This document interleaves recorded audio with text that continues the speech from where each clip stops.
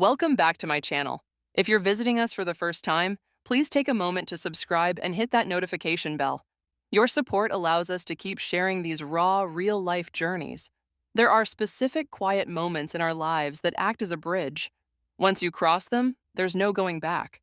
Looking back now, it all started so normally, but that sense of normally was just a mask for the storm that was brewing. My name is Alice. For the last 2 years, my life had been defined by a heavy, lingering silence. After my husband Marquez passed away, the house less like a home and more like a museum of memories. I spent every day just trying to survive, trying to piece together the shattered remains of my world. In that haze of grief, I failed to notice the most obvious change happening right under my roof. My stepson, Liam, was no longer the awkward teenager I had helped raise. But maybe it wasn't that I didn't notice. Maybe I was just too afraid to admit what I was seeing. One rainy Tuesday evening, we were sitting in the living room. The TV was on, playing some high-stakes action movie with a predictable subplot. Liam was reclined on the sofa next to me, looking entirely at ease. He had this new air of confidence about him, a certain gravity that hadn't been there before. For the first time, I allowed myself to really look at him. Clear as throat. His frame had filled out. His shoulders were broad, and his "my life in caramel by the sea" jawline was sharp and masculine. He wasn't just a boy anymore. He was a man. A sudden pang of guilt and quickly looked back at the screen. "He's your stepson," I whispered to myself, a mantra I had repeated 1,000 times. But as the movie reached its climax, the atmosphere in the room shifted. Liam adjusted his position, sliding his arm along the back of the couch, his hand resting just from my shoulder. I could feel the heat radiating from him. When our eyes met during a particularly quiet scene, my heart skipped a beat. It wasn't the look of a son. It was the intense, searching gaze of a man who knew exactly what he wanted. "Alice," he murmured. His voice was different now, richer and filled with a strange hesitation. My pulse hammered against my ribs. "I've been thinking a lot lately about how much you've done." He thanked me for staying, for not moving on, and leaving him behind after Marquez died. He told me I was the only reason he never truly alone in this world. His words were like a physical touch, leaving me exposed, and I tried to make a joke to lighten the mood, but he didn't laugh. He just kept looking at me, his eyes dark and focused. "I feel at peace when you're near me," he said, and the air in the room like it had been sucked out. The tension was thick, undeniable. One afternoon, I came home from school to find him sitting on the sofa watching TV. Without a second thought, I did what I always did. I jumped onto his lap. But this time, the atmosphere didn't feel natural. It's stuffy, heavy within when the father-daughter bond started to change unspoken tension. As I sat there, I realized something was touching me. A presence that couldn't be ignored. My heart hammered against my ribs. We both sat in a deafening silence, our eyes fixed on nothing. Until the sound of the front door opening broke the spell. It was my mother. I stood up quickly, trying to act normal, but my legs like lead. From that day on, everything changed. My father started paying more attention to me, buying me clothes I hadn't asked for, caring about the smallest details of my life. It didn't feel like fatherly love anymore, it like a pursuit. The real breaking point came when my mother had to go on a business trip. I walked into the house that evening to a scene I never expected.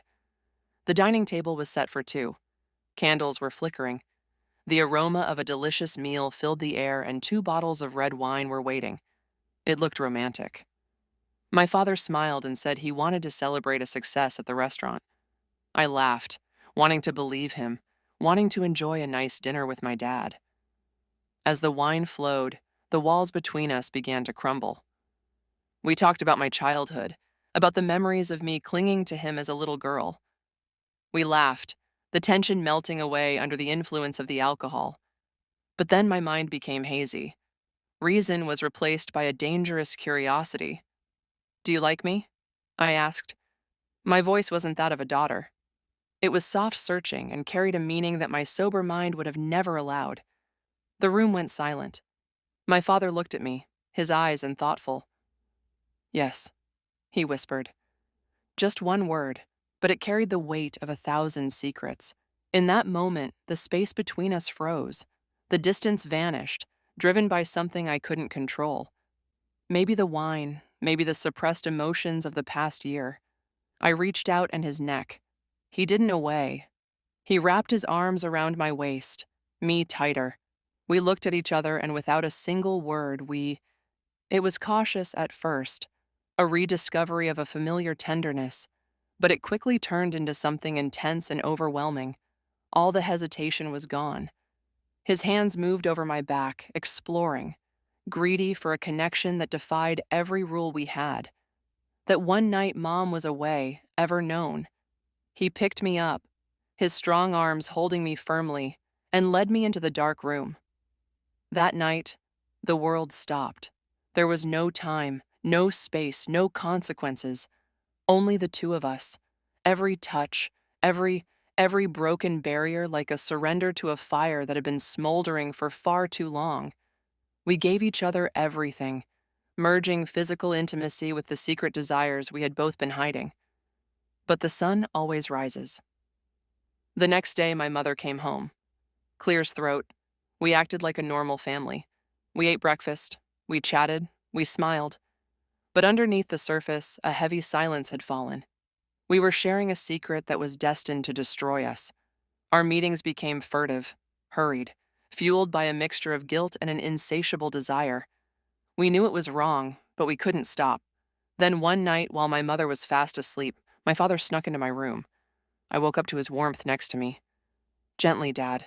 Be careful. Mom might hear," I whispered. My voice was trembling like the wind. My heart was beating so hard I thought it would burst. The fear of being discovered was becoming an obsession, but I couldn't say no. I was stuck in a cycle I didn't know how to break. And then, the day I feared most finally arrived. My mother called to say she'd be late, but she came home early. She walked into the room and saw the one thing a wife and mother should never see. The silence that followed was louder than any. The moment everything fell apart, scream. My world collapsed in that moment. My mother didn't say a word. She just left. She filed for divorce, leaving our unbreakable family in ruins. Now the house is empty and cold. I'm standing at a crossroads, looking at the wreckage of my own making. I lost my mother's trust, her love, and her respect. I lost the father I once knew and replaced him with the source of my own breakdown. I realized too late that boundaries are there for a reason. Once you break them, there is no way back. Love, no matter how intense, cannot repair the damage of such a serious mistake. So, my advice to you is simple. Protect the boundaries of your family. Don't let temporary emotions blind you. Because once the trust is gone, once the family is broken, you are left with nothing but the silence and the pain of a memory that can never be fixed. Thank you for listening to my story.